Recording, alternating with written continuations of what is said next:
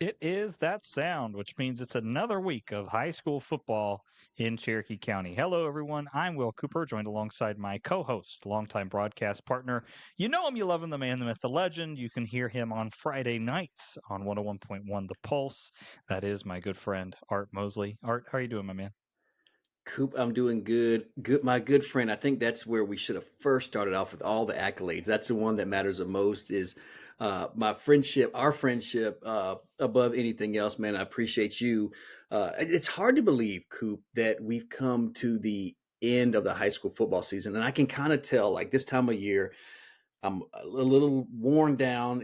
We've been going 100 miles an hour. You know, both of us have things outside of this podcast that we're doing, not to mention our jobs and families and that. But man, it's hard to believe that here in a couple of, at least after this week, we'll be done with the regular season. Now we're fortunate; we've got 3 county teams moving on to the postseason. But man, I'm glad to be among the living, and I'm glad to be with you here tonight, talking about Cherokee County high school football. Hey, me too, partner. It's always a little sad when we get to this time of year. I mean, I always, when people ask me how it is, I kind of call it the roller coaster because you get this weird excitement in like June, or at least I'll speak for myself. And then you're like, Yeah. I got to temper this because I got to wait 2 months. And then July, you're kind of on the downslope, and then August, it's like, oh, here we go.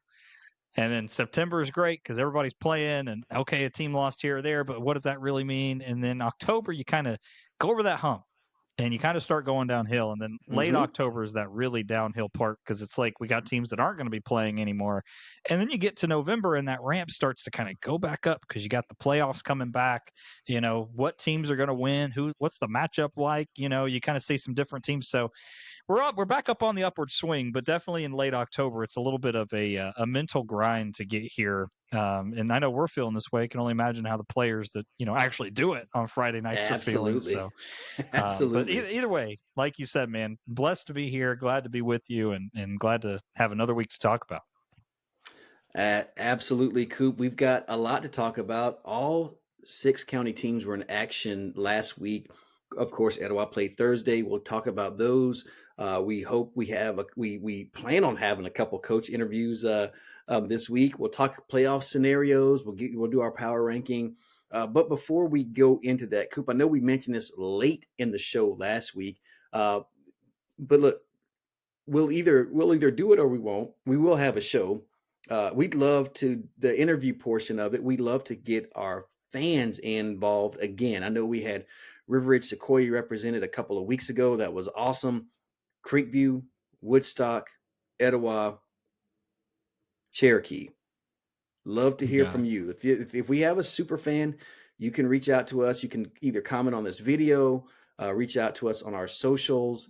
North Georgia Sports Network is who we are. If you're listening, I would imagine at this point in the season, you would know how to get a hold of us.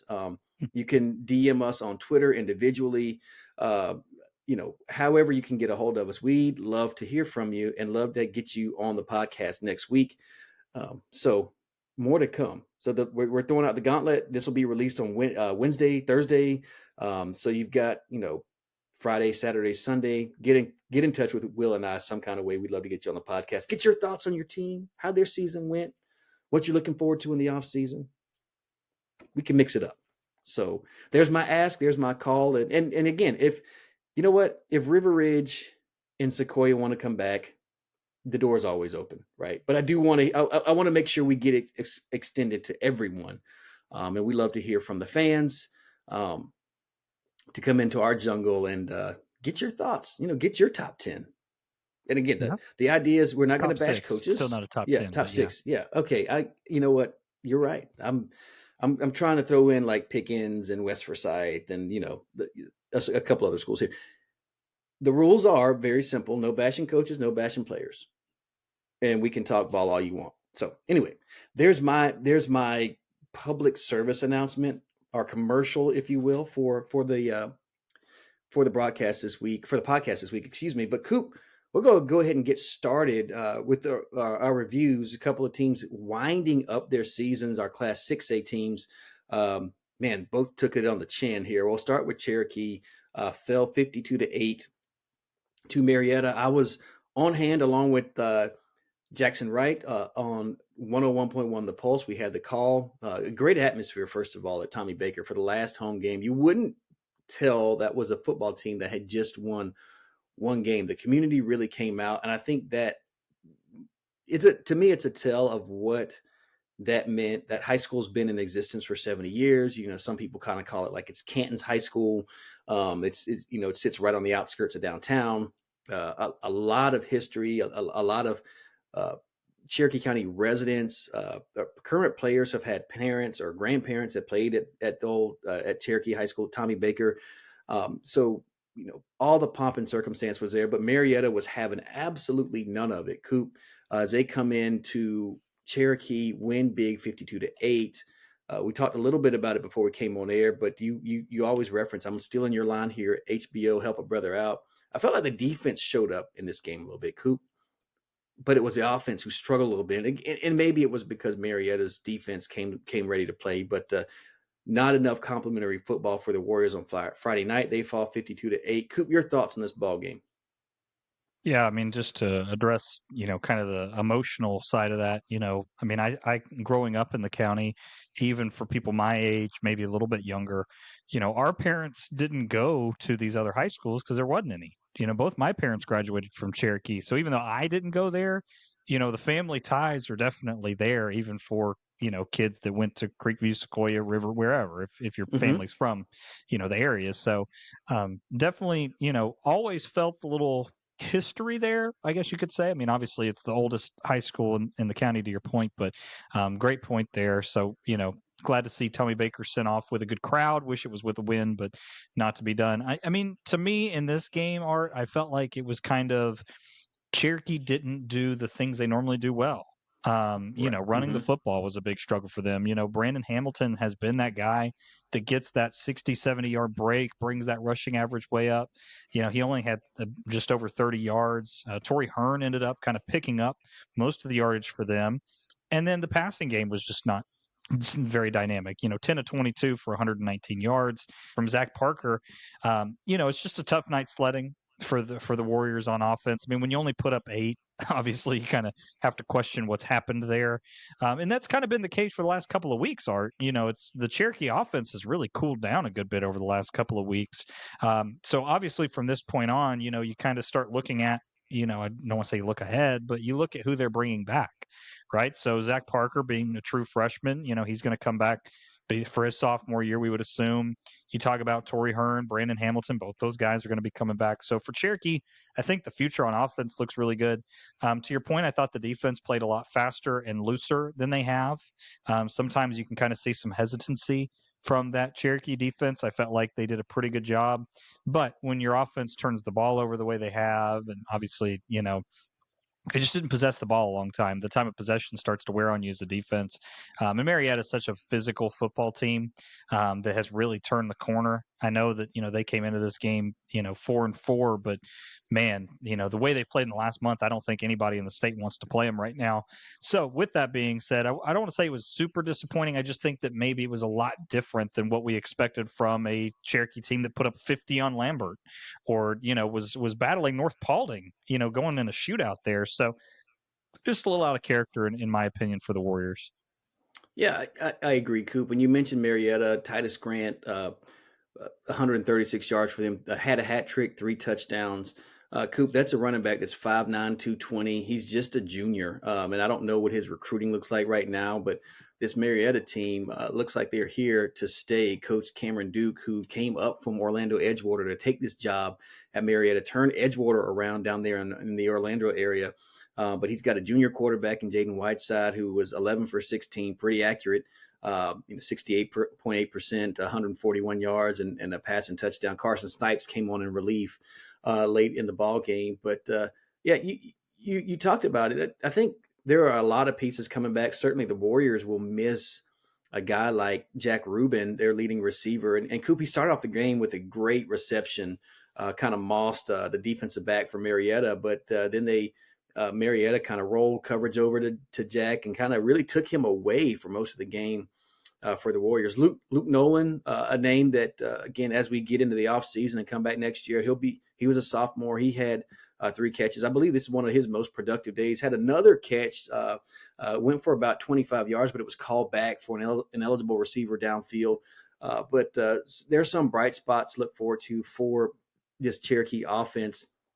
And we mentioned that complementary football will be big for them.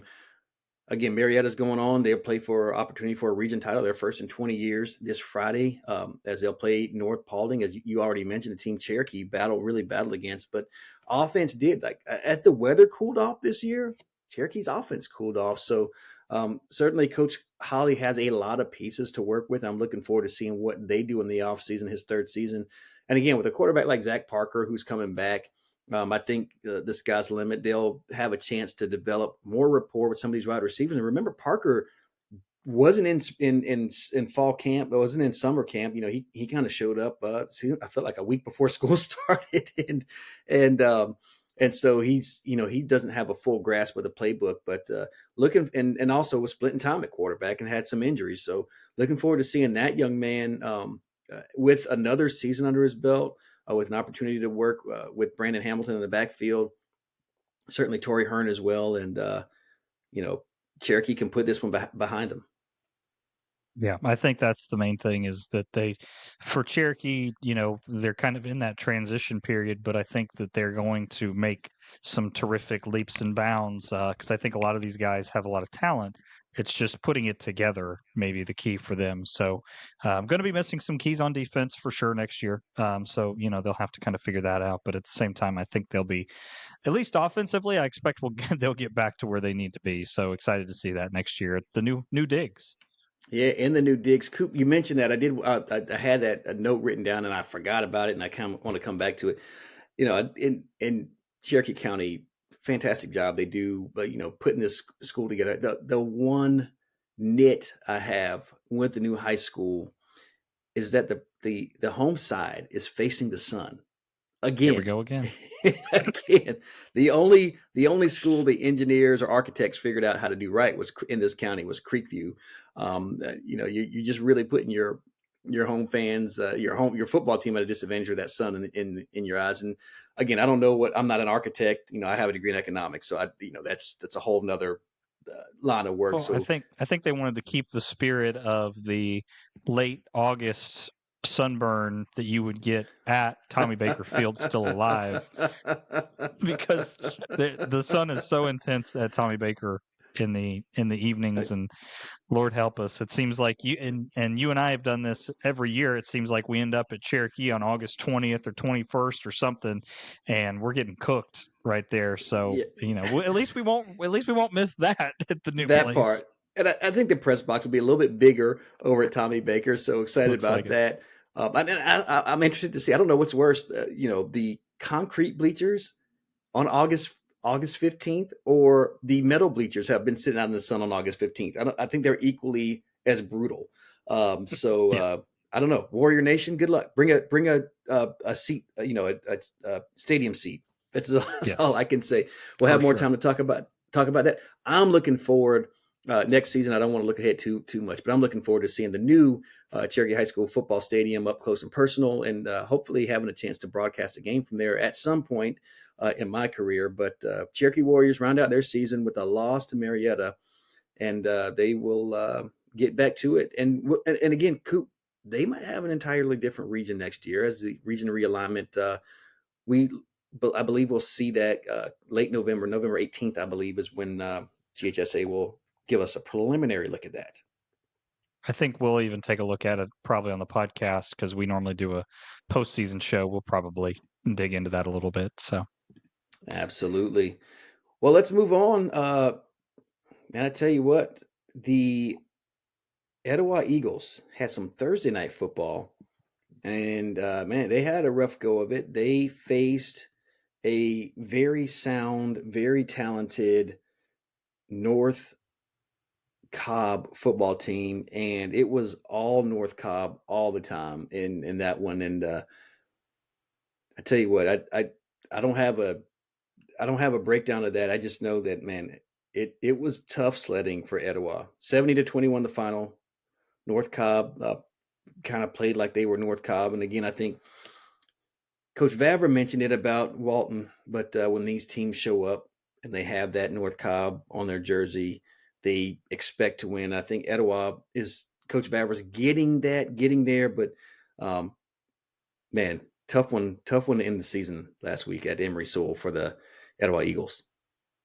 Yeah, and you also have North Cobb who's got a little bit of a chip on their shoulder, kind of coming in 5-3, which is not the North Cobb standard, having lost to Marietta earlier, barely getting by North Paulding. So, that coaching staff not only had the added benefit of, again, we talked about this, but being more talented, but also at Mm-hmm. the same time, the message to your players is, look, we lost to Cass, we lost to Marietta.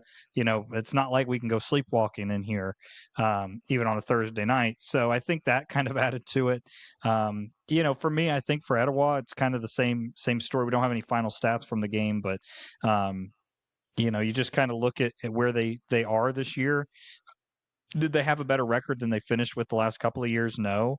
But at the same time, I do feel like there have been leaps and bounds that have been made at that program. So I think that, if you're Etowah, you got to be nothing but optimistic because you're gonna allow Coach Vavra to have an entire offseason to kind of develop these guys and also do some talent evaluations, seeing what he wants to put together next year. Um, Obviously, they're going to bring some key pieces back. Zeke Douglas will return for his senior year, so not certainly not the time to throw the baby out with the bathwater. I think for Etowah fans, and we talk about this a good bit. You kind of mentioned region realignment. Etowah was one of those in 7A that barely made the cut to be in the high or 6A, excuse me, but to be in the Mm-hmm. highest classification. So I wouldn't be surprised if we see them, come back down. Possibly depends where they put that line. We'll find out in a couple of weeks.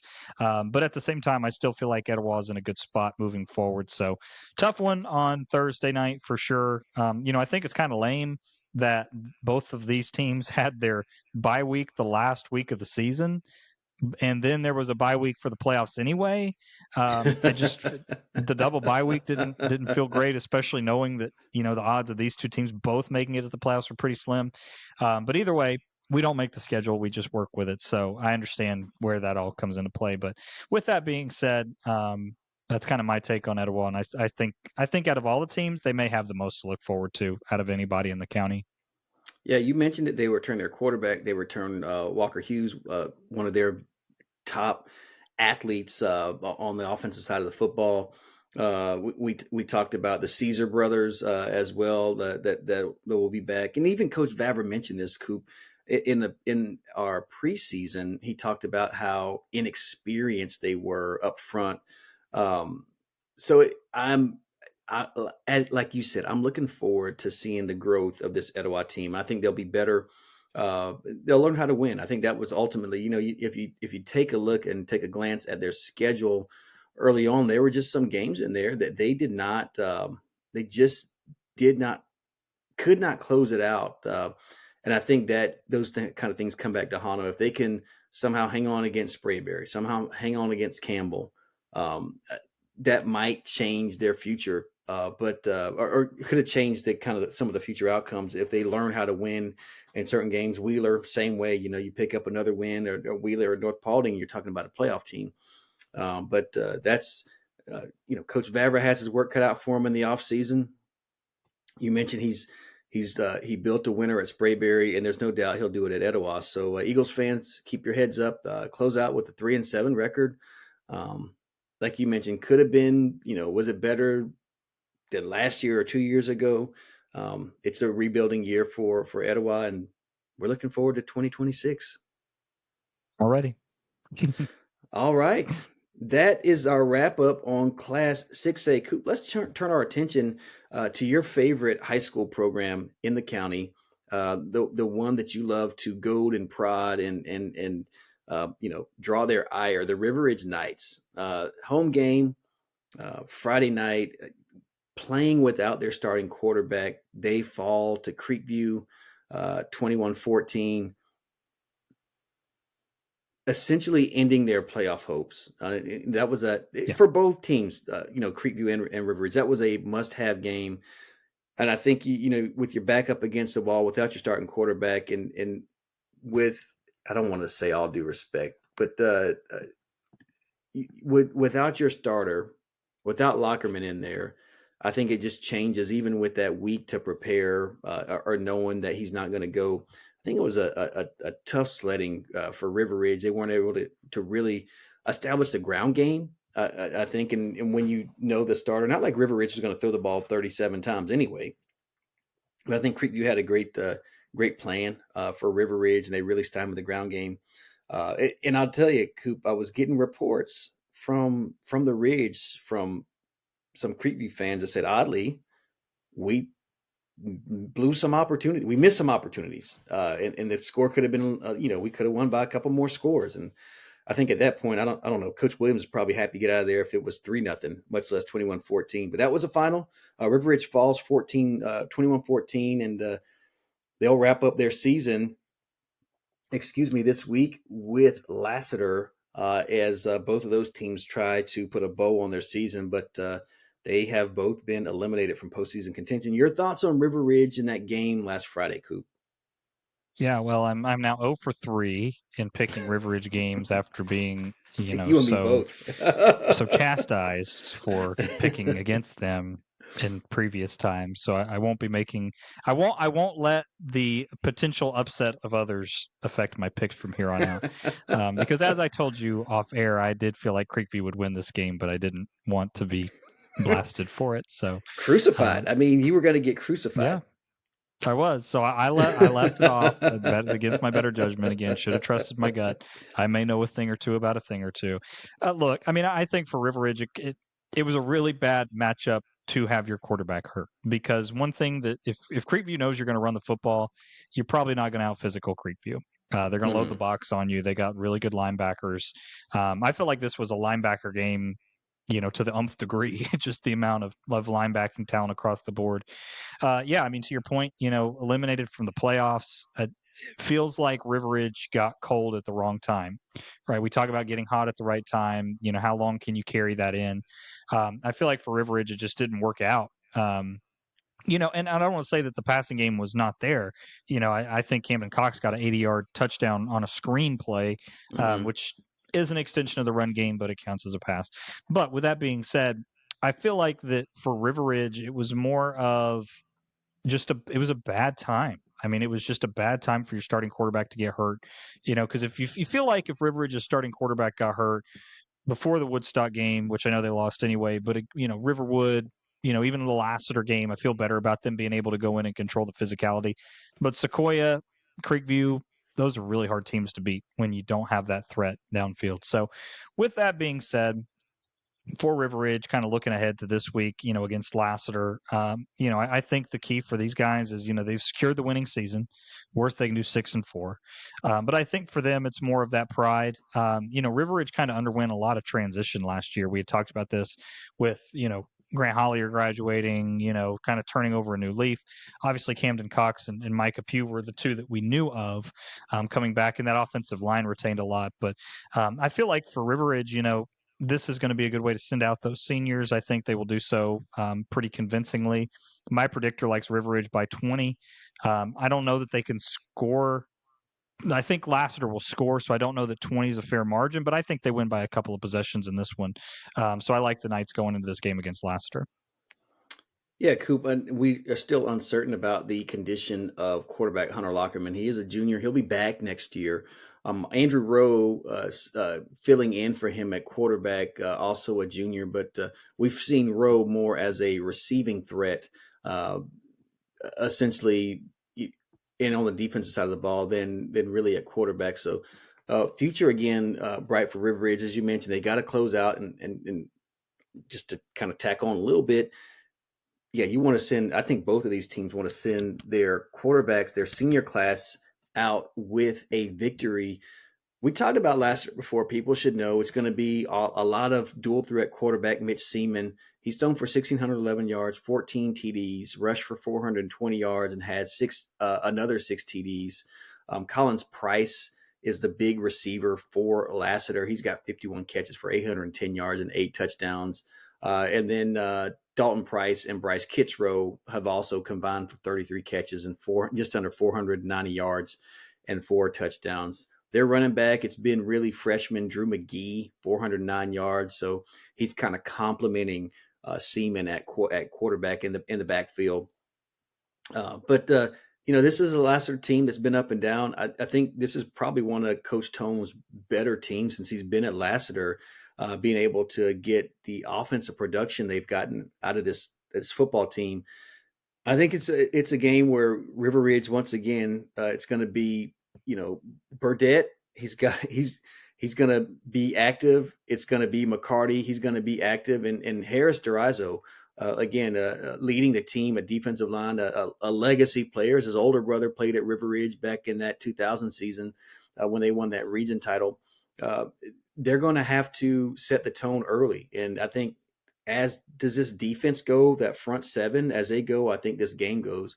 And I think Coach Collins will get his kids up for them. I feel like they play hard, win, lose, or draw. And I think they'll get it done. I think there will be a little bit of hangover from the Creekview game, Coop. So I think this game will be a 2-score game, but a little bit closer. I like the Knights by 11 on Friday night. I'll meet you there. I would say 11 is probably pretty fair. By the way, you said you were going to bring it up, but since you didn't, I'll bring it up anyway. I think I paid everybody's mortgage. Told you to bet the under, man. Under 55. It cashed big time. Again, don't bet on high school football, you degenerates. But there I was. I mean, you wrote it down and everything. Said we're going to talk about it. I see you just glancing over that, so I thought I would bring it up. I did write it down. I, as a matter of fact, bet the under 55. Bet your mortgage. I see it right here. I apologize, Coop. I didn't have it highlighted on my notes this week. That's what it was. I had to. But you're right. I feel like Drake out here. They shout my failures and whisper my accomplishments. Well, I mean, I don't know. I think all the kids love Kendrick nowadays. Isn't that what it is? Not Drake.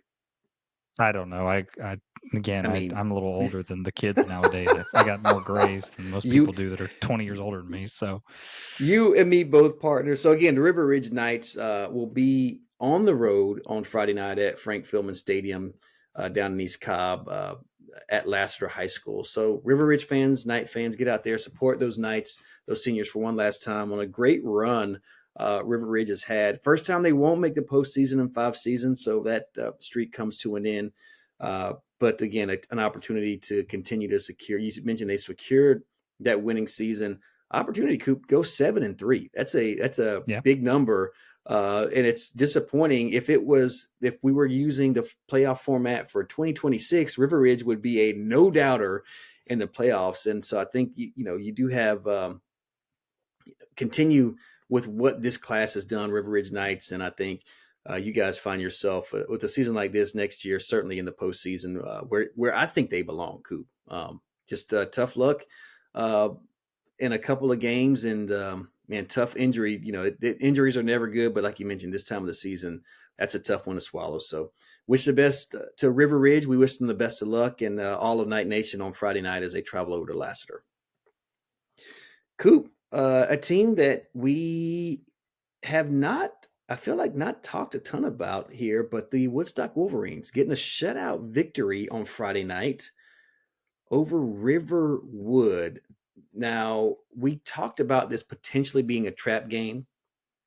I think if you look at the score, you might think, man, maybe that was a trap game. What are your thoughts on the Wolverines as I don't want to say escape Sandy Springs, but they do come out of there with a 23-point victory over Riverwood, and now they have maybe one of the more important games in their season as Sprayberry will come calling. Coop, thoughts on Friday night before we talk about Sprayberry?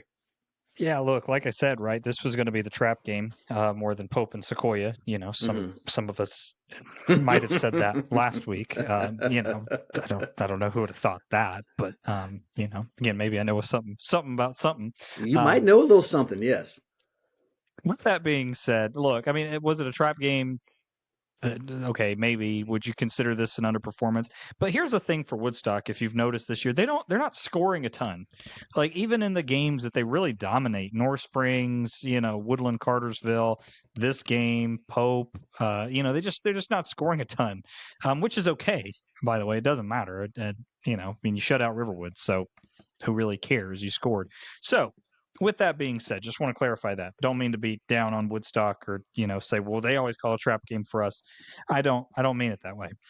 A couple of really bright spots. I thought the passing game super efficient. Burmeister 18 of 22, 143 yards. That dog will hunt. Okay, if you're got 4 incompletions, that's well over what? I mean, well over 80% at that rate. Right. So take that to the bank every day of the week.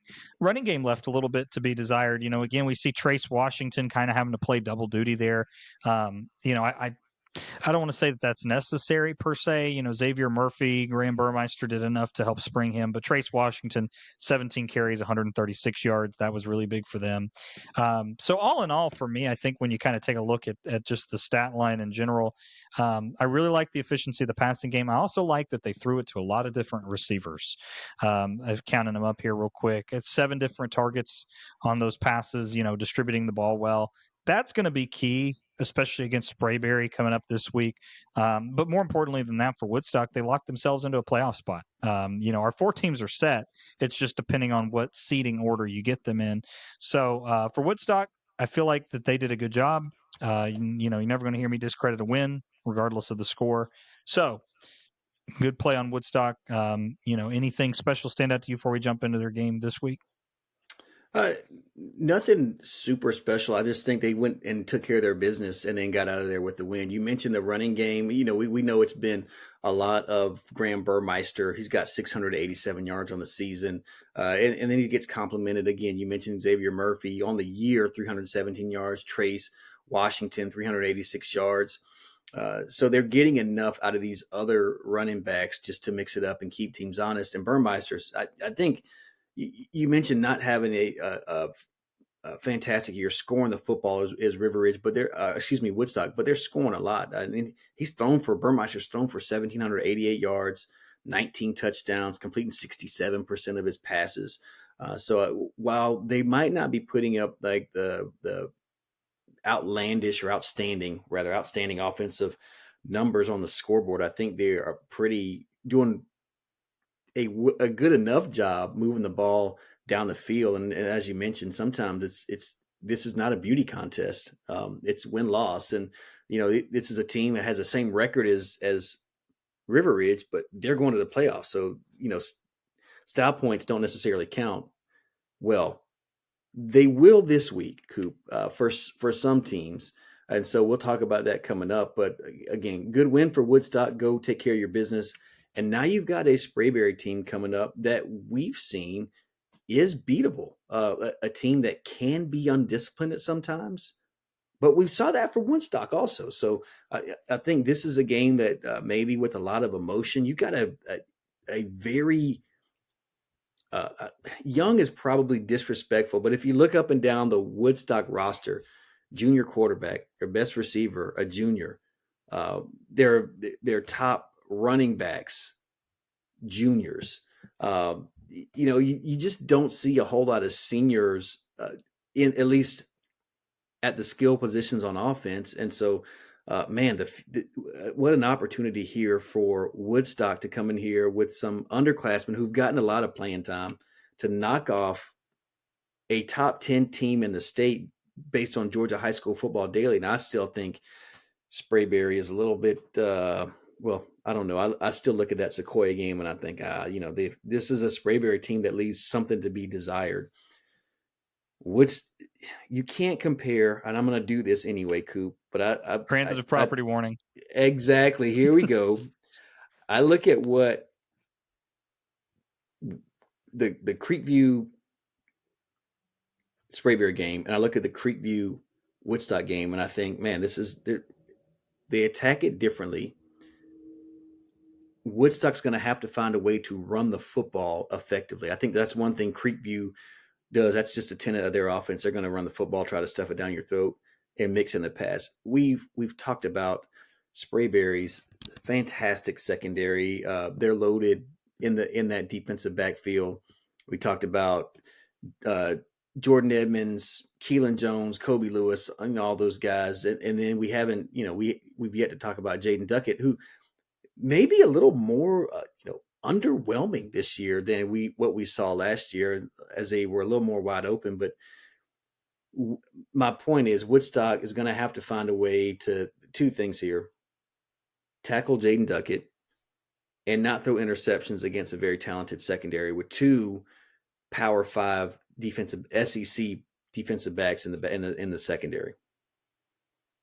Yeah, I mean, I would say that Jaden Duckett may be banged up a little bit. We saw him kind of leave the Sequoyah game, came back late. He looked a little, I don't want to say timid in the Creekview game, but that might be Mm-hmm. fair. Kind of avoided some contact that last year he probably wouldn't have.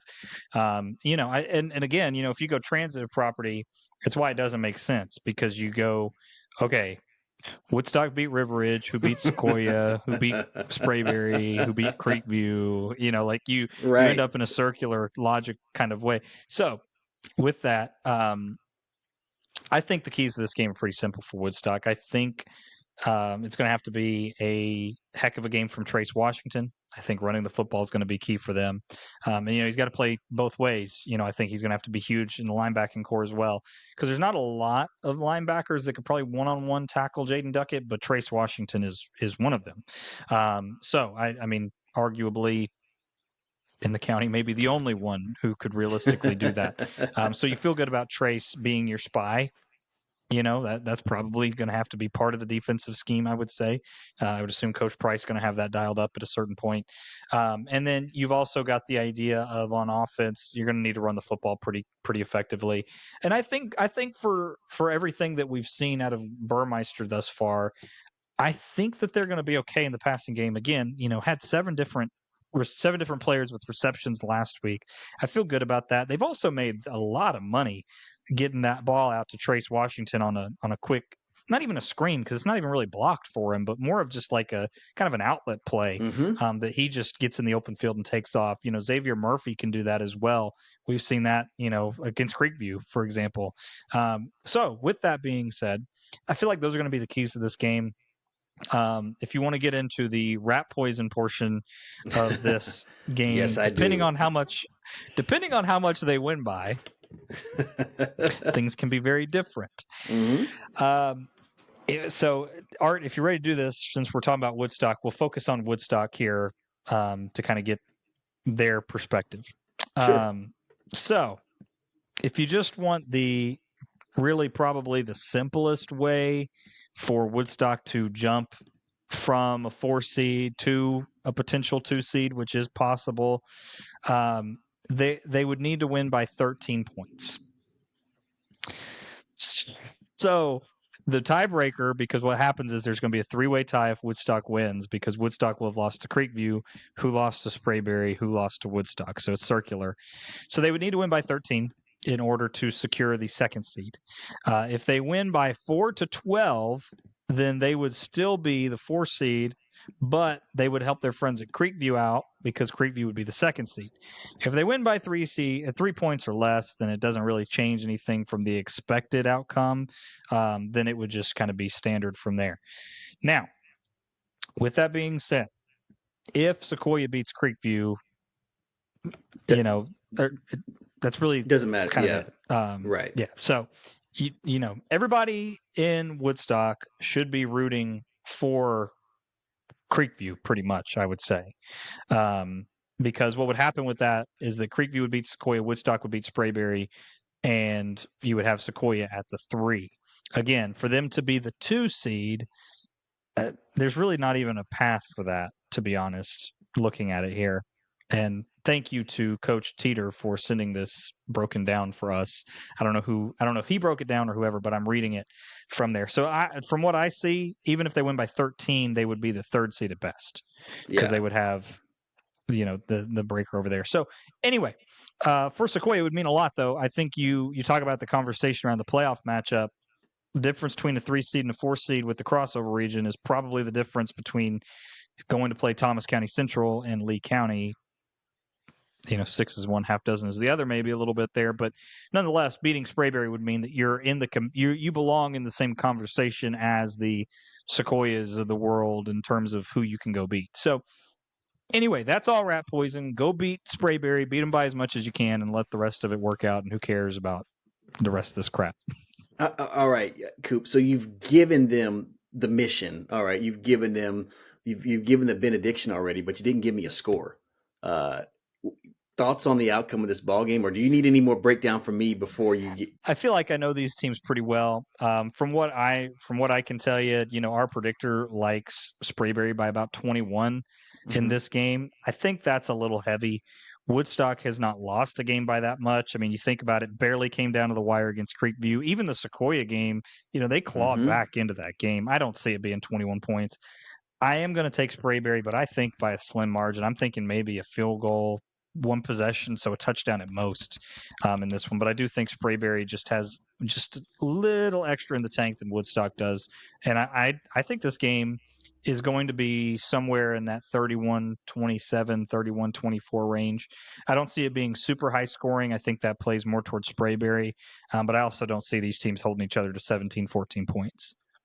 Yeah, Coop, Sprayberry, a team that's averaging a little over 41 points a game this season, allowing just 19, right there around 19 points a game. We talked about it. This team has been a little more run heavy. Duckett, we talked about him, 505 yards. Drew Keeling, 528 yards. Keelan Jones, 386 yards. Ian Holbert, 380 yards, all on the ground. Duckett with 1,306 yards passing, 18 touchdowns. But I really feel like Coach Formanaya has really wanted to get back to running the football. And so and as you mentioned, also, we don't know how healthy Duckett is as well, because he has been a little bit gimpy, and less likely to kind of run around, and that's affected some of his impact. But I'm with you. I don't think this game is a blowout. I think it's a little bit closer. I don't think Woodstock can outscore Sprayberry, and I feel like if they get in a shootout, it doesn't look good, and maybe that's where that wide margin comes in. But I think it's well, I guess I'll call it a 1-point game. I've got Sprayberry by 8, but this game will be played at Woodstock, so stranger things have happened on a Friday night on Halloween. Could be a bunch of tricks and not treats for Sprayberry. Who knows? So we believe it'll be Sprayberry with the victory. We've been wrong before. Like I said, I like the Jackets by 8. They can find a way to limit their turnovers. If Woodstock can find a way to limit their turnovers, then I would bet that I'd be wrong about this ball game. Yeah, I think so. I like I said, I don't think this game's going to be anything but close for the entire night. I just don't see any team getting out to a huge margin. So there we have it, the Woodstock Wolverines, and our thoughts on that, our prognostication on that. Coop, last couple of games, we're moving into our North Georgia Sports Report game of the week. The Sequoyah Chiefs will be visiting Creekview, the Creekview Grizzlies. It is the Battle of East Cherokee, the Battle of Hickory Flat, the Battle of Chick-fil-A. I'm trying to think of a few more. Each community has their own Waffle House, so we can't really say the Battle of Waffle House. Maybe the Battle of Guthrie's. I know that's more on the Creekview side, but throw all your pomp and circumstance at this one. Let's talk about Sequoyah, what they did last week. Beat Pope like they stole something. 70-13 was the final. It's like, we'll talk to Coach Teter, but I almost feel like, him and Coach Buddy over there, like John Kreese from Karate Kid, like no mercy, strike first, strike fast, no mercy. It's what it felt like on Friday night. They've been doing it a lot all season. Sequoyah setting a scoring record points, and they've just been fantastic. They get back to business. Like I mentioned, 70-13 victory over Pope. Your thoughts on that ball game? Yeah, I mean, as someone famously said that Sequoyah wasn't going to score 70. I don't know who would have said that, but someone famously did. So, maybe I don't know anything. I don't know if it's not that you don't know anything. I think that people listen to the podcast and are like, we'll show him. I think that's what it is. I think it's not that you don't know. It's like you just bring out the best. Draw the ire. Yes. I wish people liked me a little more. Didn't know I was so unlikable. We'll show him. Oh my gosh! I feel like my face is put up on like multiple different locker rooms at this point. Well, Join the club. I mean, the more we talk, the more ammunition we give. I'd have to say, Coop. That's the only thing I can think of. Yeah. Well, I mean, from my perspective, Sequoia did Sequoia things. This is more. It's almost nice, right? Because you almost saw Sequoia dip a little bit there in the middle. They obviously lost to River Ridge bye week, kind of slept walk through a couple of games there in the region, and then to see this performance, it felt like, okay, back to the team that beat Sprayberry by 40, back to the team that dominated Cal, like kind of back to basics a little bit. Mm-hmm. So with all of that being said, I feel like they're in a as good of a spot as they could be in. I feel like they're back to 2025 Sequoia that we were heaping praise on early in the year. So I think that's kind of the key to that game. I feel like it's back to basics for Sequoia. I don't feel like there's a ton that needs to be hashed out. I don't have any final stats from the game, but I do feel like this was what we expected for Sequoia. I just didn't expect this at this point in the season from what they had shown us for the past, 2-3 weeks beforehand. Yeah, Rejecki 171 yards. Just a couple of stats throw out here. Had a hat trick, 3 touchdowns. Colby Martin, efficient, 65%, 148 yards, 1 touchdown. Did throw a pick. Maybe that being the only blemish in the ball game from that perspective. But as you mentioned, not really a whole lot to break down there as Sequoia does Sequoia things, and I think you hit the nail on the head. They've just really gotten back to the team that we saw earlier in the season and what we come to expect. And I think maybe that's maybe we come to expect so much out of this football team because they were doing it with so much ease until that River Ridge game. So in any event, you mentioned the Chiefs move on. They have a big matchup this week. Before we talk about that matchup, I think we finally, are going to end our separation agreement with the Sequoia Chiefs and Coach Teter. I think we're just going to bring him onto the podcast and see what he has to say about his team's performance since we last spoke to him way back. I believe that was in September. So we've been on a month hiatus from Sequoia. It's time to get back and talk some Chiefs. Coach Teter joining us right now. And joining us now on the North Georgia Sports Report podcast, the head coach for the Sequoia Chiefs, Coach James Teter. Coach, thank you for being back with us. Thanks for having me. It's been a while. Yes, it has, Coach. Yes, it has. It went from the Coach Teter show to every other coach show, but we're glad to have you back as we're wrapping up the regular season here. Obviously, a big game coming up this week. But before we get to that, since it has been a while since we've talked to you, a lot of stuff has happened. A couple of bye weeks in there. Some good wins against Woodstock last week against Pope was a real manhandle. Can you walk us through what you've seen from your team, kind of since the bye week, and what you feel like you guys have improved on since we talked to you last? Probably the biggest thing is I think we're just getting healthy. Had a couple weeks there. We had some people pretty banged up. It's that time of year where everybody's got some people banged up, but I think it just the open week really helped us just get healthy. I think we're starting to play good again, and that was a contributing factor us not doing some things probably the way it was at the beginning, but just everybody getting healthy, everybody kind of getting focused on the second part of the season, I guess. Coach, we've been asking other coaches about the playoffs next year, but I want to take this again. This is the first time we have had a chance to talk to you and see what happens when you keep winning, Coach. We invite you back on the podcast. You guys lose a game to River Ridge, and we just kind of forget Nobody about likes us anymore. Nobody. I mean, you are yesterday's news. But I want to ask this question in a different light in terms of playoffs, last season and then this season. The bye week after the last week of the regular season, does that you mentioned your team is getting healthy, but is there a rhythm that gets disrupted if you guys are starting to play ball kind of where you thought you might be at this point of the season, or does it not matter? It's just you got to take it how it comes? Well, I think you have to take it how it comes, but I do think there is something to that if you're on a roll and you're playing really well, you really don't want to stop. You want to keep going because to me, when you have that break, people can get their minds on other things. But, last year when we had it, I wasn't sure I'd like it to start with. But in the after fact, I think it probably helped us. It gave Gainesville another week to sit around and think about things and really probably prepare for who they thought they were going to play. So I think it ended up helping us. But just anytime this time of year that you can get a little bit of days off and stuff to kind of get people rested up, because just everybody at this time of year is just beat up, banged up, and just needs a break somewhere. So right now I'll take it. I think next year we won't have it, so things will be a little different, but I'll take it right now. Like I said, when I first had it last year, wasn't sure I'd like it, but I think it ended up helping us get on a little bit of run we were on last year.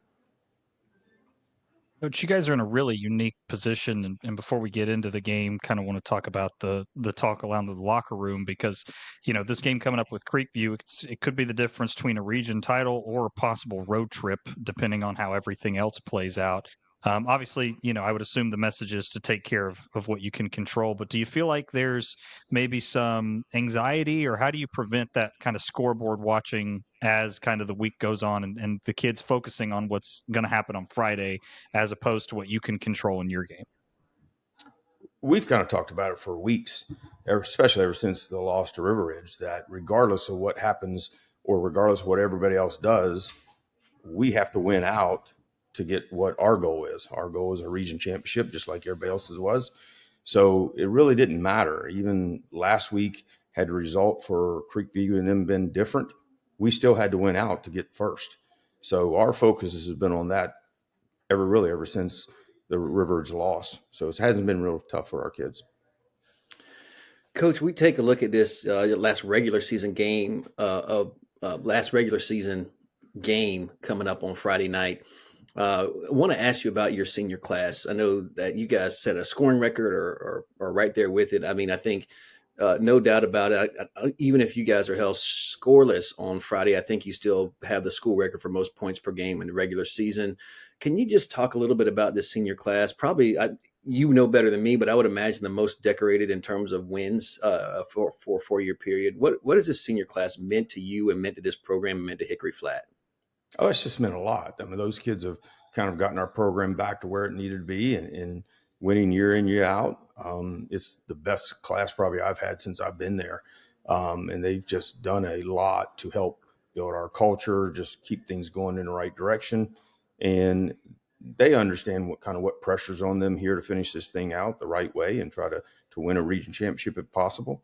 But they just meant a lot to our school and our community and our program altogether. And Coach, as we kind of alluded to, big one this week, not only in terms of a rivalry game, but also for playoff standings, and who knows where everything will wind up. But obviously, Creekview comes in, started slow, has really turned a corner. Their only loss in the last month or so has been to Sprayberry in overtime. So what kind of challenges do you see from Coach Williams and that Grizzly team that they might present to you on Friday night, and what's it going to take for you guys to be successful? It's going to take our best effort. I think if you watch them, they're not the team they were those first 3 games. They've done a great job of getting their players to adapt and be able to handle what they have and play with what personnel they have. They've done a great job of being patient with those guys and helping them to learn and grow as the season went on. You can just see it each game they've just looked totally different and played totally different what they did in the first 3 games. I think they do a great job defensively of getting their players to be aggressive, fly downhill, and move around. They've done a really good job offensively of either, with the young kid at quarterback being able to throw the ball really well or having the other young man at quarterback and running him. I mean, they did a really good job last week running him and keeping River Ridge at edge. So I just think they've done a really good job of taking a young team and just keep preaching them to be patient and good things will happen. And that's kind of how it's went for them. We'll have to play really, really well. Coach, wrapping it up here again, Coach James Teter joining us. And as always, it's been way too long since we had you on the program. I'm going to slide in. I couldn't go without sliding in a quick jab at Brent Buddy for giving up maybe a season high points to Pope last week, his defense. So they need to tighten it up. So if you can just send him a message for me, they need to tighten it up this week, because I don't think that's up to the Sequoyah standard. But Coach, I alluded to this earlier, the playoff format next year, and while as we're closing out, just your thoughts on it. We've talked to just about every coach in the county about it, and I think you're the last one we haven't. But excited about it. It is what it is. Needs to be tweaked for at least. I assume we'll have it at least for the next 2 years. What's your thoughts on that? On what that looks like going forward, and especially with scheduling? based on our region's draw, we wish it had happened this year. Yeah. A lot different with the first round draw. I think it'll be good for us. There's things I like about it. There's things I don't like about it. You look at it and I see some things that may be lost. People playing out of state games may be lost. You look at it right now, if it happened this year, they'd be struggling to get in because they had 3 out of state games. I think if you're a coach who takes over a program and you're trying to build a program and you need to do some scheduling to help your program get some wins to start out the build, that may hurt you now because you got to decide I may not need to get in the playoffs because I just want to build a program. And then I think there's some inter-county rivalries that may be lost because you need the wins over if I'm an AD or a administrator, I need the wins more over than what I need the financial support for the school. So there's just some things I think that'll have to get worked out a little bit, but I think for the most part, getting the best 32 teams in and the right 32 teams in and the seeding of who gets to play who will be a lot better than what it is right now. I mean, you just look at last year, we get Gainesville in the first round or whatever. Then this year we get Coffee's region in the first round. I mean, it's been tough, but it's also helped our program get better and grow. So I think there's goods and bads, and it's just going to be a matter of time to see how it goes. And then scheduling is going to get real interesting.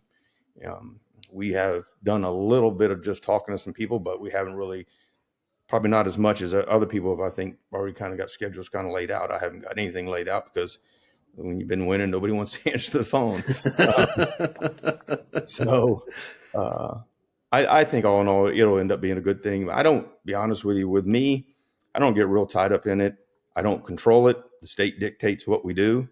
Same thing with everybody gets crazy about who's going to be in our region, what region we're going to be in. They're going to put us in a region. We'll petition to go wherever if needed. But if they don't let us go, we got to play who we got to play. And so that's just kind of what we preach to our kids and our coaches. Well, Coach Teter, thanks so much for joining us. You mentioned you all match up with Region 2. Your region does. That's Lee County, Thomas County Central, Houston County, Coffee. You mentioned them. Maybe we might be set up for a rematch of that quarterfinal game. Good news is Tyrese Woodgate is nowhere to be found on the Coffee County roster. I promise you. But they do have KJ DeBruce. So, again, I would love to see the rematch because I think the outcome this year will be a little bit different. But first is first. They got to take care of business on Friday night. And region champ, second one in school history, first one since I had it written down somewhere, Coach, but 2003. There we have it. Since Moby Dick was a minnow, it'll be the first time that Sequoyah has won a region title. Coach, we wish you the best of luck, and as always, we appreciate you. And our hope would be that we could get you and maybe your offensive defensive coordinator on here as we go into the postseason. If it's bad luck, we understand, but we do appreciate you coming on and joining us on the podcast. I appreciate you guys having me. Thank you much. Always good to have Coach Teter on the show, and always good to get him back. No hard feelings, right? So we're safe. We're just trying to build the anticipation a little bit, man. Coach, we do appreciate Coach Teter joining us, and just to hear him talk about his football team, kind of, and he made a comment. We talked about it before we went to the interview, but he made a comment that he felt like his team is finally getting back on track. And so, maybe it wasn't just, our perception from the outside looking in, but them kind of getting a grasp and knowing what they need to do. And, Pope, not really much senior night, not a trap game, right? Even before I'll stand corrected. That as Sequoyah does take care of business, but they're moving in that direction. And you do want your team to be playing at their best during this time of year. Certainly. I did find it interesting, and I thought it might be the case. And I guess it works a double-edged sword, just the bye week and how he felt about that. Just in general, we know that Sequoyah is going to be going to the playoffs. We don't know whether they'll be the 1 seed or the 2 seed. And Coop, again, thanks to Coach Teter for sending us the breakdown of that. And I don't believe, or potentially lower. Yeah, or potentially lower. I don't think they can't be the 4 seed in this because they'll have the head-to-head with Woodstock. But there is a situation where Sequoyah could end up with the, well, They can't be the 4. They can be the 3. I mean, they can't be essentially, the 3 seed. Yeah, they would if they lose to Creekview and then Sprayberry beats Woodstock, then depending on how many points, I think that no.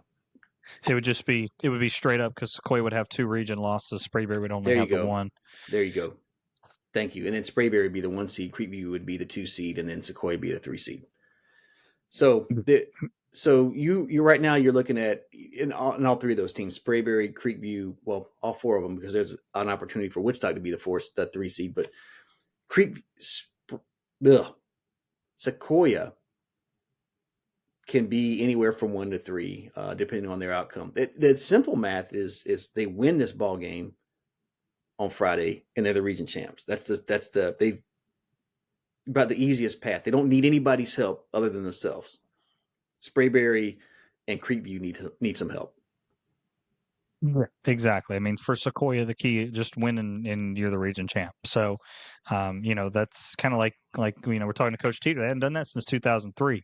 I mean, if you think about the fact that they've had 2 Elite 8 runs and they haven't won a region title in doing that. Right. But this would be the year to do it because the difference between the 4 seed and the 3 seed in that Region 2 matchup is massive. That's the difference between, playing a team that is, just outside of the caliber of TCC and Lee and playing a team that, is kind of limping into the playoffs per se. Obviously, we'll wait to see how that finalizes, and we'll get into that next week. But I mean, I think that the math's simple, right? And that's what they're going to be talking about in the locker room. Beat Creekview, it doesn't matter. Win and we're in. That's it. As you mentioned, if they do lose, depending on what Woodstock does, that would be the difference.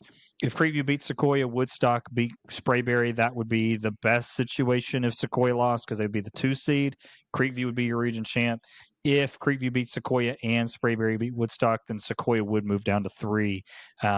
By proxy of Sprayberry having the head-to-head over Creekview in that case, and then they would obviously follow suit in there at 3. So, again, none of it matters if you beat them. So that's kind of the playoff picture for Sequoyah, but it's one of the simpler ones so far. Absolutely, one of the simpler ones. Coop, and you mentioned we'll talk about it next week as we get ready for playoff contention. And I brought it up with Coach Teter, but I mentioned opportunity. If Sequoyah wins this game, and everything kind of plays out. Coffee down there in Region 2, that's a matchup. I mentioned that Coffee came up here in an electrifying atmosphere. I think the temperature at kickoff was probably around 26 degrees, and it just got colder. But Coffee won in a shootout. They could be coming right back to Hickory Flat. Right now, they stand alone as a 4th seed. So they will either be making a trip to either Creekview, Sprayberry, or Sequoyah. And this is, like you mentioned, they're kind of limping in here at 4-5 record, probably likely going to be 4-6. I can't imagine they beat Thomas County Central. But again, without that outstanding running back, Tyrese, we know KJ DeBruce has been playing well, but man, I tell you what, it would be fun to get them back again. And to, if it shakes out for Sequoyah to exact a little bit of revenge in that ball game. But before we get to that, we do need to preview this game. And before we even get to the preview, we need to talk about Creekview's game last week. We talked about it from the River Ridge perspective, but Creekview going into that ball game, and I got to give a shout out to Creekview's 12th man who made the trip. All right, so Chad Stanley, I want to give a shout out to them. Derek Mazak, want to give a shout out to them. He listens week in and week out. Michael Pryor, my good friend over there at Creekview, they're loud and proud. So I know I bust a lot of chops of Creekview over the last few weeks about their fans not, but those 3 guys and their crews, I want to give a shout out to them because I know they bring the energy every Friday night. So definitely want to give them a shout out. I'm going to call them Creekview's 12th man, helping to be the difference on Friday nights. But Creekview, as some would say, escaping. Some would say, man, we left some on the table. From my correspondence, as I was getting updates on Friday night, it seems like Creekview maybe left a couple of points out there on the table, but they get the win anyway, secure a playoff, Coop, and now have an opportunity to win a region title. Who would have thought that was even possible after the first 3 weeks? Lost to Calhoun, lost to North Forsyth, lost to Cambridge before they're finally able to get back on track. And have they ever gotten back on track? And Coop, thoughts on that game last Friday from the Creekview perspective? Yeah, vintage Creekview football, right? It was ground and pound, and Creekview comes out on top in those games 9 times out of 10. Again, River Ridge, we kind of talked about it. Injury to the quarterback made him a little one-dimensional. Played right into Creekview's hands. Again, I mean, I think that linebacking core is as talented as anybody else is in the county. They showed that well. Tackled well. Some discipline issues here and there, which we kind of saw starting in the Woodstock game, have kind of continued from there. So they're going to need to clean that up. I'm trying to remember. I think it's an old Nick Saban quote, maybe Bear Bryant, but you want to play with emotion, not emotionally. Mm-hmm. That's the big difference, because if you play with emotion, that can be motivating. If you play emotionally, then you're going to make mistakes. So with that being said, I think that's the key for Creekview. But other than that, man, I thought it was a pretty signature win for them, right? I mean, it kind of solidified their spot, because not only has Creekview beaten some pretty good teams along the way, including Woodstock, but up until this point, what we knew about the upper echelon of the region was they lost to Sprayberry by a point in overtime. That was kind of what we knew about, their upper level challenges. So seeing them come out and physically dominate a game against River Ridge like they did, that was good. And then I think, on the other side of the coin there, you also feel good about your chances going into the Sequoyah game, because Sequoyah, despite their new look, despite the fact that they've kind of taken a step forward in passing games and, getting some options out, they're still a run first team. And Will Rajecki is, going to be one of their most talented players, along with two offensive linemen, in Brewer and Craig, that are, far and away much more talented than a lot of teams have. But Sure. River Ridge's offensive line is comparable as a whole to that, I would say. They showed that when they played Sequoyah. So with all of that being said, I was very impressed. And I think it sets Creekview up in a really good spot for their matchup against Sequoyah this Friday. Yeah, good spot. As you mentioned, Coop, I don't want to get too far into this because I see we've got somebody special calling in. Coach Trevor Williams, again, back-to-back weeks we've got him, Grizzly Nation. So, Coop, before we start breaking this down, let's go to Coach Williams, get his thoughts, and then let's break this football game down. And joining us now on the North Georgia Sports Report podcast, the head coach for the Creekview Grizzlies, Coach Trevor Williams. Coach, thank you for being back with us. Thanks for having me, guys. Always excited to talk to you. Absolutely, Coach. We always look forward to it as well, especially in the situation that we've got this weekend. Ton of stuff on the line against a good rivalry game with Sequoyah. But before we get into that, want to go back and revisit last Friday. Another big win for you guys against River Ridge, came out on top in that one. Walk us through that game on Friday night. What did you see from your team, and what did you like with the result there?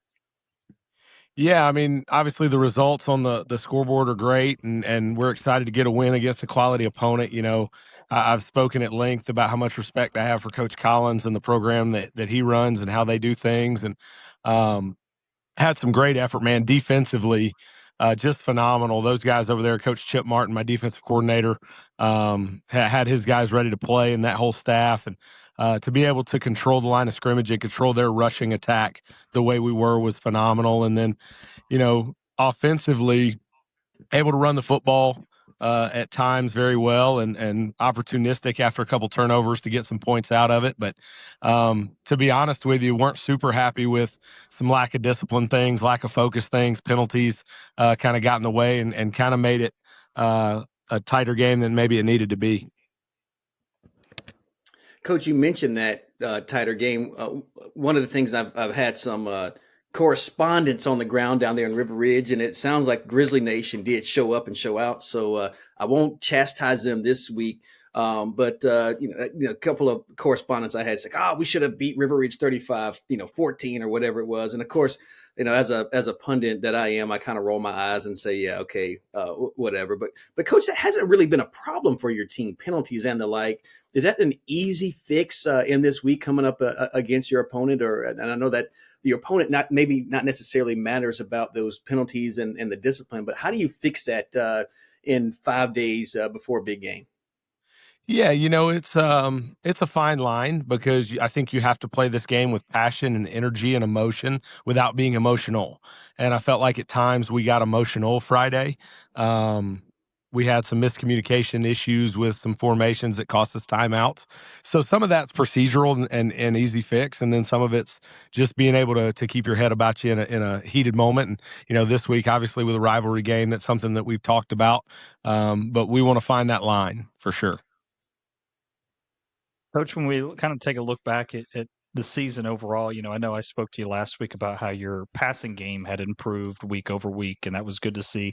But the thing that stood out to me this week was Alex Penrod on the ground, over 130 yards. Can you speak about kind of his leadership, taking over that quarterback role, and also what you've seen from him and his development? I know he's battled some injuries here and there, but really come on strong in this past week in the running game. Yeah, he had a phenomenal night. And just a great performance. You know what I mean? Just making big plays in big moments when his number was called. Seemed like anytime we needed a play, he was there to provide it. And obviously, him and his brother do a great job for us as captains of leading both sides of the football. But yeah, just a winner. Is kind of the way that I put it. He reminds me a little bit of Haynes King at Georgia Tech, where he's that tough, gritty.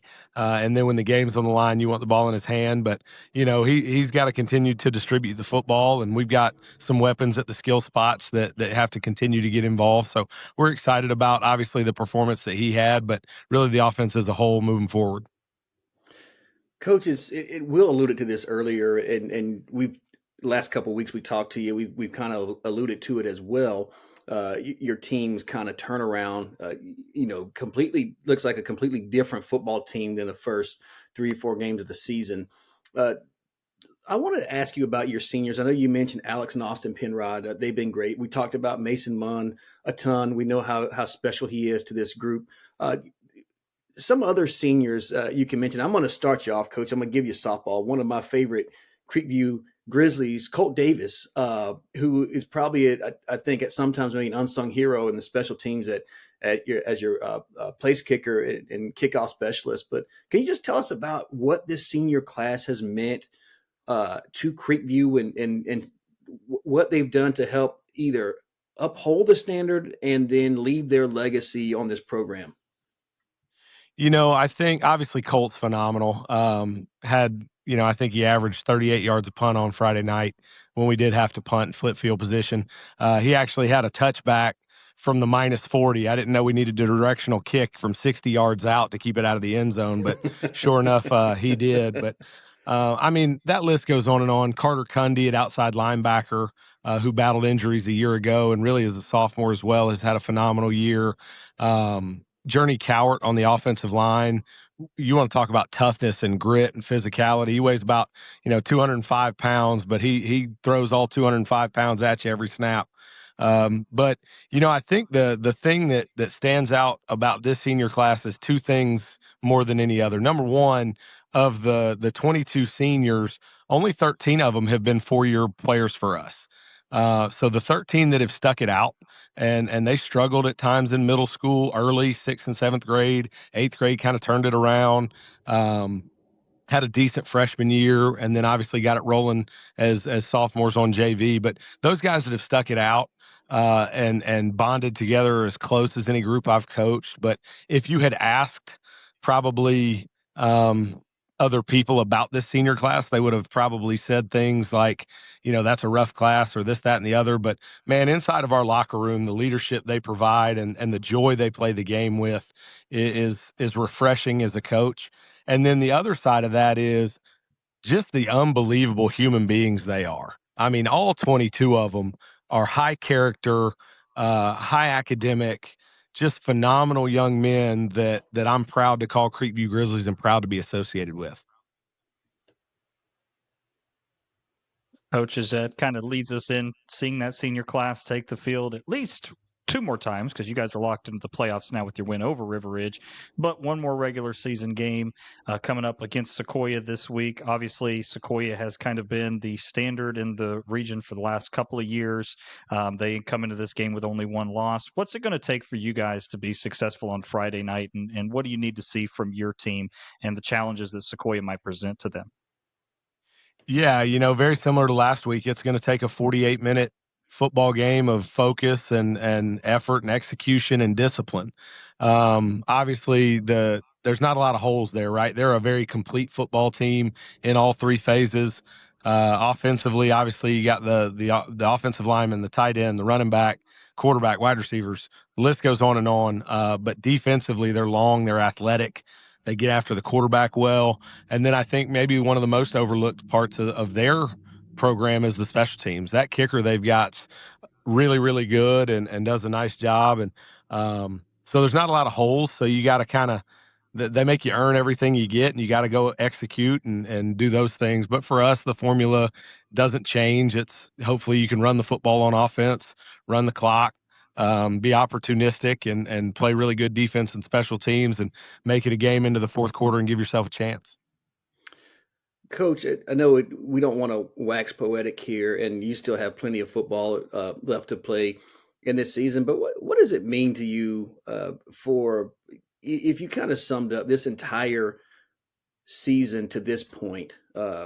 Again, starting from the first game at Calhoun to this point, if you could describe your team in a few words, how would you describe this group of Grizzlies, top to bottom? Gritty and fun to coach, man. They enjoy being around each other. They enjoy the weight room. They come to work every day with a smile on their face and get after it. But it's been one of the most fun years of my career because of how close this group is and how much fun they have on the field day in and day out. Well, Coach, it's been amazing to watch them continue to grow week in and week out. I know you had a lot of youth, a lot of positions when we talked to you back in August. It's hard to believe here we sit on the doorstep of November, and we're talking about a potential region title, first one since 2018 for the Creekview Grizzlies. But, first before that, you've got to take care of a very talented opponent, as you mentioned, Friday night. It's our game of the week, and we appreciate you joining us. WLJA 101.1 radio will be there. I'll be there on the call. Looking forward to being in the Grizzly Den once again to watch you guys play. Coach, we just want to thank you so much for spending some time with us this evening and all season. And awesome to see Creekview going back to the postseason, and we look forward to talking to you before you guys take on your first round opponent in November. But until then, Coach, good luck on Friday night. Thanks, guys. Always a pleasure. Go Grizzlies. We went from the James Teter show to the Michael Collins show. We're now becoming the Trevor Williams show. So, well, look at that. We follow where the winds are. What can we say? You know what? We're front runners, Coop. So I hate to admit some of us but more than others. Yeah. No, but very much appreciate it. Absolutely, we do appreciate Coach Williams. Coop, your thoughts on his comments and about this season, this team, these seniors, and this upcoming matchup? Yeah, I mean, I think we've kind of said it, you and I have at least ad nauseum about the growth of this team continuing to get better. I like what he's, you had a great question asking him, in a couple of words, tell us what you think about this group. Gritty is a good way to put it, which really is kind of Creekview's identity. If you think about, the great Creekview teams, that was what they were. They were physical, they were gritty, they were tough. I think that's what Creekview's gotten back to.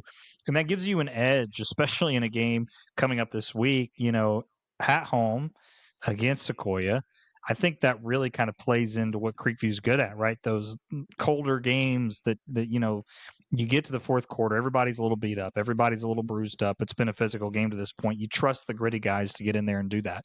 So I really enjoyed that, and of course, I appreciate him taking the time to be with us, and of course, I think that I asked off camera, what the uniform was going to be like, if we were going throwback or not, going to the whiteout, which, even I admit I should have known that. That's tradition.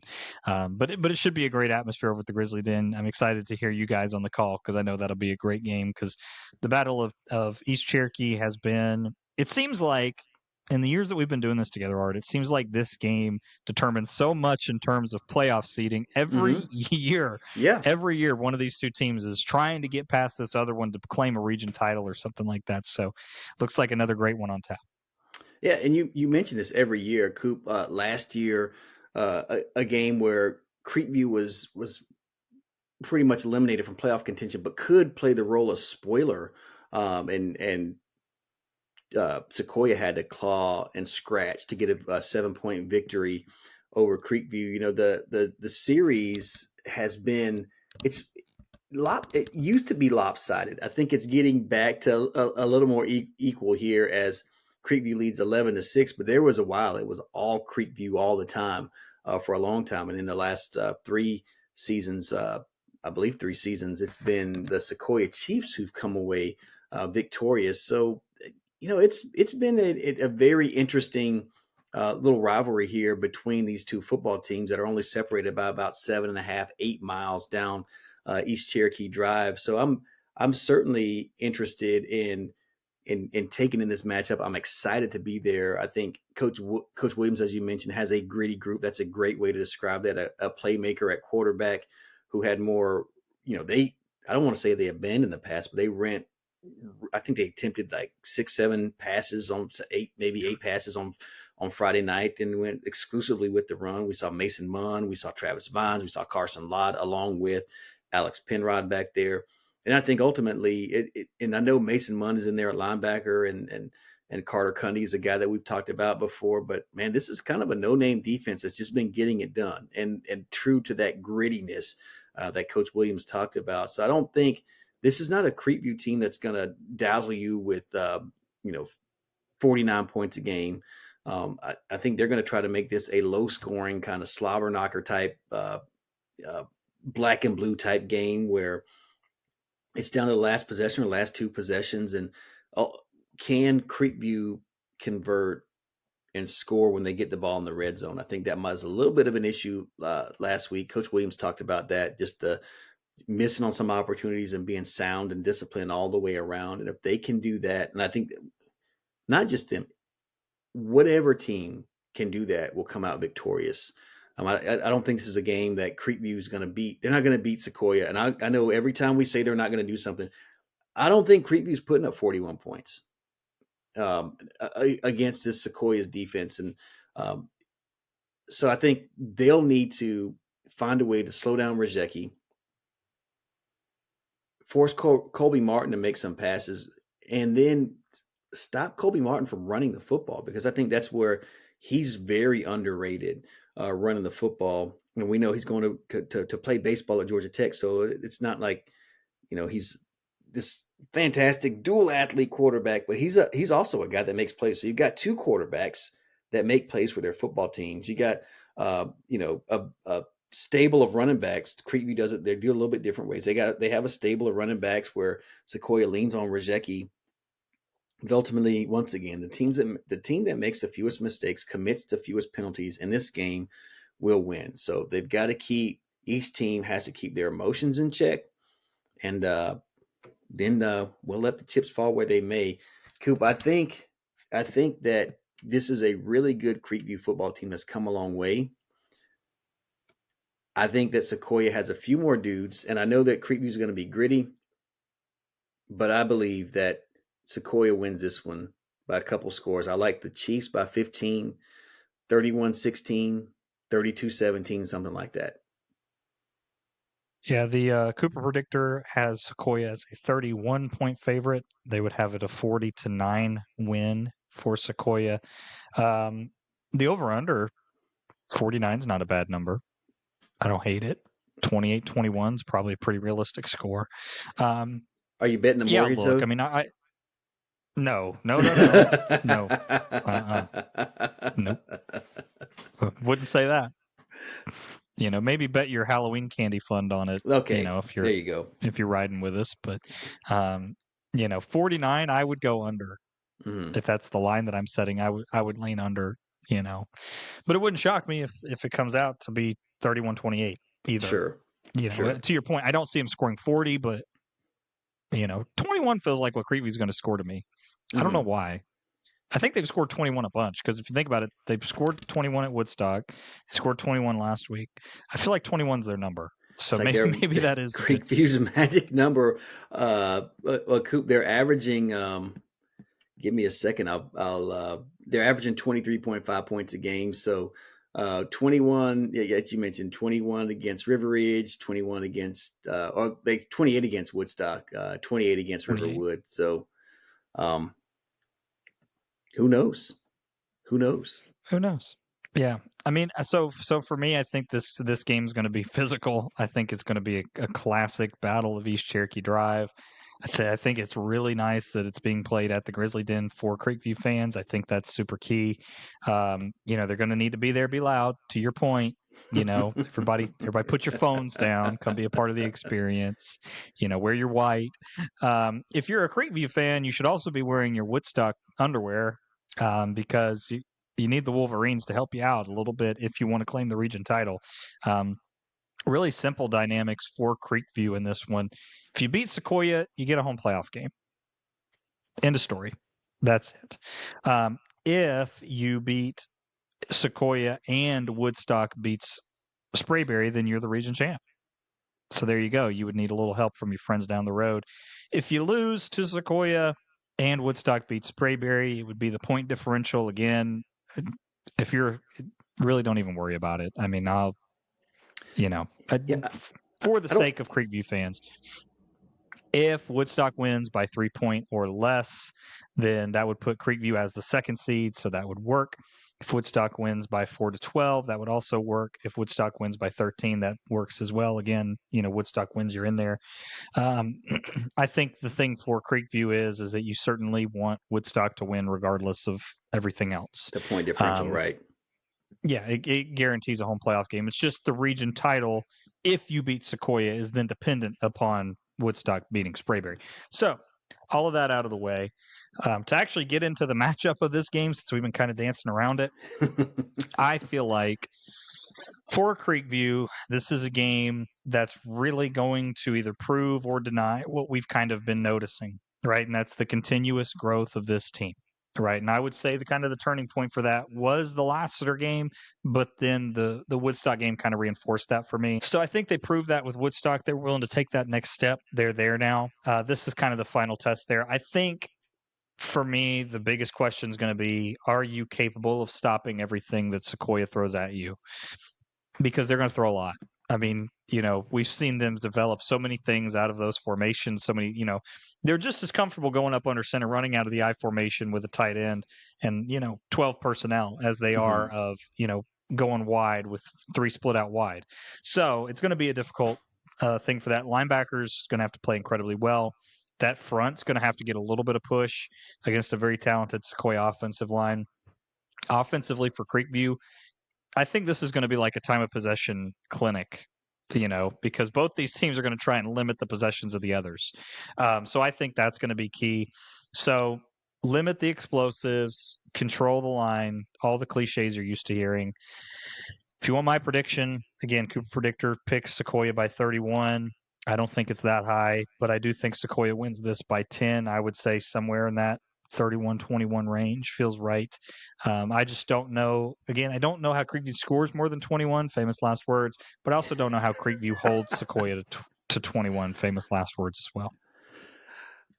We shall see. A lot to be determined. Coop, what's on the line here for Creekview, and since it's our kind of our segment here, you mentioned anywhere between the 1 and 3 seed. With the 1 seed, they would host they host Coffee. With the 2 seed, they'll host the loser of the Lee County Houston County game. And I think any pundit's prediction has Lee County maybe about a touchdown, 10-point favorite there on Friday night. That game will be played at in Houston County. So Lee County will make the trip. Either way, long road trip for either one of these teams. Houston coming from Middle Georgia, Lee County obviously coming from the Albany area. So I think if you're Creekview, you want to win this game. You get the 1 or 2 seed with the win. And even if it's Houston County coming in here who throws the ball around, you got a defense that flies around in Creekview. So it's not a foregone conclusion that that Region 2 is going to go 3-1 here against Region 6. But I think it is important to really get this home game. So they more than anything need to win this ball game first and foremost, because you don't want to end up Lee County a little bit off from what they have been in the past, but still a top 10 football team. And you definitely don't want to go play Thomas County Central. That's a team I believe will be in Mercedes-Benz at the end of the season, but we'll pick that up a little later on. I've already mentioned I like Sequoyah by 15. I think it's going to be too much Will Rajecki. I think their offensive line is a little bit too good, and at linebacker, I think Sequoiah's linebacking crew will match what Creekview's linebacking crew can do, and I think they have a little bit of edge on Friday night. And of course, now that I say that, again, I picked against Creekview last week. I said River Ridge by 3. I was wrong. It was Creekview by 7. I've got Sequoyah by 15. Who knows? Maybe Sequoyah plays this in their locker room and they say rat poison, we go out and win by 31 points. Who knows? Or Creekview listens to it and is like, yes, screw that guy. And they come out and get a win. So anyway, should be an exciting one. It is our North Georgia Sports Report game of the week. As Will mentioned, WLJA Radio will be there broadcasting 101.1 FM on the Pulse. Looking forward to that. Should be a fun night out at the Den. Coop, I think we thought we were going to do playoff segment as a different segment. I think we've covered every playoff scenario. Yeah, we have. Going through our reviews and previews. But I tell you what, we'll break down the playoffs here over the next couple of weeks. Let's go ahead and move to our power rankings. And I don't know if yours changed. I don't think mine changed. I have to run back through them. But I will start at number 6. I had Cherokee. Yeah, same. Okay. Number 5, I've got Etowah. Yep. And number 4, I have River Ridge. Yeah, that's my change too. I swapped River Ridge and Woodstock, so River Ridge becomes my 4. Number 3 is Woodstock, is where I have. Leaving number 2, Creekview, and of course number 1 at least in my poll, for the 9th time in 12 weeks, the Sequoyah Chiefs. Yeah, my poll never changed. It was still Sequoyah number 1. Yours hasn't changed in like 3.5, 4 years. At the top. Some may say I know ball. Or you could just be a Sequoyah homer. I think that's what it is. Yes, I think. famously. Famously, yeah, you're a closet Sequoyah homer is what you are, Coop. I think that's what it is. Mm-hmm. We've reached the end of our programming for tonight, Coop. I do want to get an update for Friday Night Lights on Preston, Friday Night Lights on Preston. What's going on in the Texas landscape? But what you got for us, Coop? Yeah, bye week for everyone this week within our area, so we'll be taking the week off. But yeah, last week Prosper, Allen. Again, we kind of mentioned it. Top 5 matchup in that top classification. It was a dandy. Came down to the very end, 31-30 win for Allen. So a little bit disappointing for us here. Kind of on the cusp of the Prosper Salina border. But at the end of the day, Prosper is still set up for a very good run. Again, I think they're still one of the top 10 teams in Texas, from what I've seen, at least, I would say. Everybody else kind of held serve. Salina took care of Paris 56-7. Really kind of looking ahead to a couple of weeks. Both Gunner and Salina have kind of solidified their spot as district champions. They're not regions here, they're districts. But they're both looking really solid unless they drop a game that they're going to be favored by 30 points probably in each of those. And then Prosper is kind of the last one, because they're going to face Plano West, which isn't a great team. But again, when you get into 6A, some of these schools have so much enrollment, you never really know, what's going to happen. I mean, we're talking about schools that got 5,000 kids in them. So, there's a lot of talent across the board in these districts right now. So, but that's what we're looking at, taking the week off. So we'll be excited to be able to, on Halloween, I will be checking out Creekview, Sequoyah, watching the broadcast from the comforts of my home, and excited to see how that one plays out, man. climate control, Coop. Since you won't be out in the elements, I got to ask, what's the temperature in Texas in late October? You are now free to comment on your weather again, because we have finally hit fall. Last Friday was crazy, man. I mean, we had winds up to like 60 miles an hour, thunder, just kind of really kicking the summer out. From here on out, we're supposed to be in the low 70s, 50s kind of at night. So we're getting what Georgia usually gets late September. So I guess we're just a month behind what you guys get over there in God's country. But yeah, we're just a little bit slower. But it's finally comfortable now. As a matter of fact, since I've been recording, I've had my window open, and here in the house, kind of turn the AC off, and it's cool enough where I'm wearing quarter zips and stuff, because usually I have to turn the tip down to do that. But we're getting there. It finally feels like fall here 2 days, 3 days before Halloween. So, still y'all pray for me for everything else, but not for the weather. We finally kicked it. Absolutely will do, my friend. Just a temperature check for us, looking like high of 63 on Friday up and around the Canton area.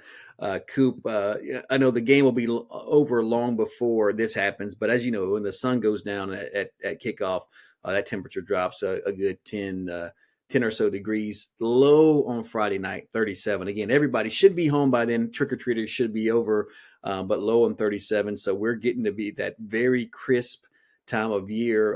The rain will be out of here by then, and certainly looking forward to a great night of high school football on Halloween. And I know it's so corny, and it's the dad joke thing to say, and I'm a dad, so I'm going to say it. We'll see who gets tricks, and we'll see who gets treats on Friday night, Coop, as Halloween will be in full effect on Friday, and I don't know what the moon will look like, but I don't think we'll have a full moon, so maybe everything will be status. It's a waxing gibbous, actually, on Friday for all you meteorology and Famously. yeah, right, exactly, the waxing gibbous. We'll have a book report on that next week for you guys. Actually, we won't, but in any event, that's going to wrap things up for us. As always, we appreciate you joining us. Certainly, we appreciate Coach Teter and Coach Williams for coming on to the North Georgia Sports Report again as we highlight their game this Friday as our game of the week. So much riding on that game on Friday night, as well as Woodstock's matchup with Sprayberry, and of course Lassiter and River Ridge rounding out their season on Friday night. So thanks again for joining us. We appreciate it. For Will Cooper, I'm Art Mosley. We'll be back next week to wrap up and talk about this week's action. Please tune in. Tell a friend. Tell an enemy. Who knows? Just let them know. Come join us in our jungle. We appreciate you. You guys have a fantastic week. Happy Halloween, everybody.